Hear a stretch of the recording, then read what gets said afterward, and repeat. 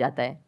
Excellent जी। तो अब एक काम करते हैं, आप में से किसी के भी माइंड में कोई भी क्वेश्चन है किसी भी तरह का, तो वो आप इनसे पूछिए। मैं ये जानना चाहता हूँ कि क्या हम यूनिवर्स को जान सकते हैं कि वो कितना बड़ा है, या हम अभी तक जान पाए हैं? जी, क्या तो क्या पैरामीटर्स हो सकते हैं उसको नापने के लिए? जैसे कि हमने सुना है कि लाइट ईयर्स होते हैं, जी, जी। पर वो कितना बड़ा है, क्या हम इमेजिन कर सकते हैं, या हम एक्चुअली में उसे प्रैक्टिकली पता कर सकते हैं क्या? तो जो यूनिवर्स की जो एक्सपैंडिंग यूनिवर्स थ्योरी थी वो एडविन हबल ने दी थी, और उनके अकॉर्डिंग जो अभी यूनिवर्स की जो एज है वो नियर अबाउट 13.9 बिलियन ईयर्स है, और उसी रेट से अभी एक्सपैंड कर रहा है। तो यूनिवर्स जो अभी हमारी थ्योरी है यूनिवर्स के, जो मोस्टली एक्सेप्टेड है, that is of expanding universe. अभी के हिसाब से हबल कांस्टेंट होता है दैट इज 65 मेगापास्क। तो जो डिस्टेंस ऑफ यूनिवर्स है that is h times d, तो वही 13.9 बिलियन टाइम्स लाइट ईयर। तो इतना भी हमारा एक एस्टिमेशन है कि इतना यूनिवर्स हो सकता है। जैसे आपने इतनी सारी नॉलेज गेन कर रखी है, क्या आप भूलते नहीं है चीज़ों को, या भूलते हैं? कब रिवाइज करते हैं? हम पढ़ते हैं तो हमें रिवाइज करना पड़ता है, अगले हफ्ते भूल जाते हैं, रिवाइज करने के बाद भी भूल जाते हैं। एक्चुअली ऐसे ही होता है ना? Yes sir. अगर आप किसी चीज़ को अच्छी तरीके से देख लेते हैं, उसे समझ जाते हैं, तो उसकी एक आउटलाइन आपके दिमाग में रहती है, और फिर आपको उसे ज़्यादा रिवाइज करने की ज़रूरत नहीं रहती। तो वही है कि किसी भी चीज़ का कॉन्सेप्ट रहता है, तो अगर आपको वो समझ में आ गया तो information is just like, I think that information is not the main part. If you understand the thing properly, फिर आपको वो सारी चीज़ें आसानी से याद रहती है, आपको कोई उसके लिए एक्स्ट्रा एफर्ट्स नहीं करने पड़ते। सर पूछ रहे थे, बोल रहे थे ना कि मैं मैटर के बारे में स्टडी कर रहा हूँ, तो मैं ये जानना चाह रहा था कि जो इलेक्ट्रॉन प्रोटॉन है इनका मतलब सबसे पहले किसने बताया था इनके बारे में? तो इलेक्ट्रॉन की जो डिस्कवरी थी, तो यार 9th क्लास की एनसीईआरटी में मिल जाता है। तो जो इलेक्ट्रॉन की डिस्कवरी थी वो जे थॉमसन ने करी थी, और प्रोटॉन जो मिला था वो रदरफोर्ड के एक्सपेरिमेंट से हमने डिड्यूस किया था।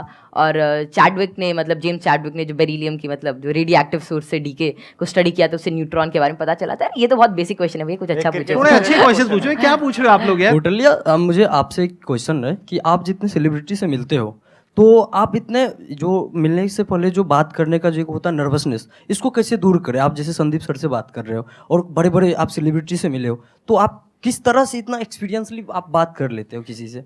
देखिए, जैसे आज मैं यही सोच के आया था कि मैं संदीप सर से मिलूंगा और उनसे बहुत कुछ सीखने को मिलेगा। तो ऐसा तो है नहीं कि संदीप सर आएंगे और मेरे से पूछेंगे चल ये बता, और फटाफट अगर कुछ गलत बताया जाए तो एक थप्पड़ मारेंगे। ऐसा तो होगा नहीं ना। मतलब प्यार से बात करेंगे और अपना आशीर्वाद देंगे, कुछ अच्छा नई चीज़ शेयर करेंगे। तो वही है कि आप मतलब एक फ्री एंड पे रहें, और जहाँ पर भी आप मतलब अपने से आप सच जो है वो एक्सपेक्ट करें कि अगर मैं कहीं से सच बोल रहा हूँ तो थिंग्स वुड गेट ईजी, और make it easy in your brain. और हर जगह से अगर आप कुछ अच्छा सीख करने की कोशिश करते हैं, ट्रुथफुल रहते हैं, तो आप में nervousness is just a state of mind, और ये बस चला जाता है, जस्ट मिराज। तो बस संदीप सर हैं, आज इनसे बहुत कुछ सीखने को मिलेगा, आप सभी से आज बहुत कुछ सीखने को मिलेगा। तो आप ऐसा कुछ एक अपना परसेप्शन रखिए, और फिर सारी चीज़ें आपके लिए आसान हो जाएंगी। मेरा ये क्वेश्चन है कि जैसे चंद्र ग्रहण लगता है, सूर्य ग्रहण लगता है, तो उसका कैसे पता लगता है कि वो कब लगेगा और किस टाइम में लगेगा, या कितना, उसका कैसे पता लगता है? ये तो पता है कि वो क्यों लगता है, बट इसका कैसे पता लगता है कि अब लगेगा, या कैसे, उसका क्या होता है? तो खैर ये जो टेक्नोलॉजी थी एस्टिमेट करने की कि कब सोलर एक्लिप्स, लूनर एक्लिप्स या कोई भी सेलेस्टियल मूवमेंट होगी, ये तो आज से मतलब कई हज़ार साल पहले ही डेड्यूस हो चुकी थी। और इसका रीज़न यही है कि ऑब्जर्वेशन से हम एवरेज टाइम निकाल सकते हैं। एक पैरेलैक्स एंगल आपने पढ़ा होगा कि उससे हम मतलब ये एवरेज स्पीड और एवरेज डिस्टेंस निकाल सकते हैं किसी भी चीज़ का, और उससे ही हम डेड्यूस कर सकते हैं कि कितना रेडियस है, कि एक साल में इतना डिस्टेंस ट्रैवल करती है। फिर एपोजी पेरेजी, फिर केपलर्स लॉ लगा के सेमी मेजर एक्सिस वगैरह निकाल के, तो उससे हम उसका डिस्टेंस यूज़ कर सकते हैं, और फिर टाइम पीरियड से हम we can actually deduce it. और एक नई चीज़ लूनर एक्लिप्स वगैरह के बारे में ये है कि जैसे जैसे आजकल क्या है, जो due to tidal forces moon हमसे हर साल 3 सेंटीमीटर दूर जा रहा है। तो बहुत हज़ारों सालों बाद ऐसा होगा कि सन तो उतना ही रहेगा, लेकिन चांद जो छोटा हो जाएगा, तो उसके बाद मतलब एक्लिप्स जो होगी वो जिसे आजकल टोटल होती है उतनी नहीं होगी। तो ये estimation it is done by using observation. और एस्ट्रोनॉमी एक ऐसा फील्ड है जो हज़ारों सालों तक ऑब्जर्वेशन से ही चला, और बहुत सारे पुराने साइंटिस्ट जैसे केपलर, गैलीली, आर्यभट्ट, जितने भी बड़े लोग थे जो पुराने ज़माने के, वे सभी ऑब्जर्व करते थे। उनकी ऑब्जर्वेटरीज होती थी कि कैसे कैसे जो हेवनली बॉडीज़ हैं ये इंटरैक्ट कर रही हैं, कैसे कैसे ट्रैवल कर रही हैं, इनमें क्या चेंजेस हैं, और उन्हीं सभी चेंजेस को एस्टिमेट करके, उन सभी को देख के आज हमने मतलब ऐसी सारी टेक्नोलॉजी को रिड्यूस किया है कि जिससे हम कर सकते हैं, एस्टिमेट कर सकते हैं उनका टाइम पीरियड, उनका डिस्टेंस, और कैसे वे एक्ट करेंगे। एक्सीलेंट जी, big round of applause for him.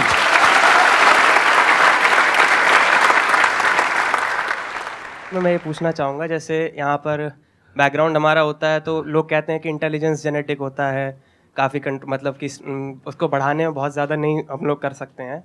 तो आपका इस पर क्या व्यू है कि इंटेलिजेंस, जैसे IQ टेस्ट भी आप बार बार दोगे तो आपका IQ का स्कोर बढ़ने लगेगा उसमें, तो आपका इसमें क्या कमेंट रहेगा कि इंटेलिजेंस के लिए आप क्या व्यू रखते हैं? ये ना बहुत इंटरेस्टिंग क्वेश्चन है जी सर। और मैं ये क्वेश्चन के आंसर से पहले एक बार, अगर आपके पेरेंट्स आए हुए हैं, आपके फादर हाँ, आए हाँ, हुए हैं पापा यहाँ जी पर, आए हुए हैं। मैं एक बार उनसे भी कुछ बात करना चाहूंगा। एक बार उनको माइक दीजिए।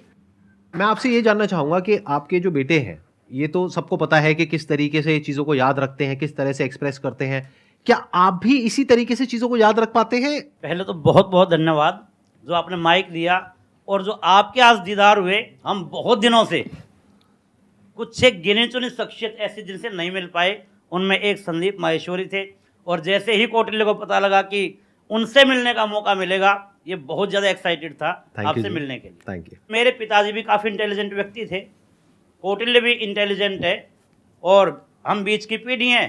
थोड़ा सा मैं कुछ कम हूँ, ये दोनों दादा पोता थोड़े ज़्यादा। बहुत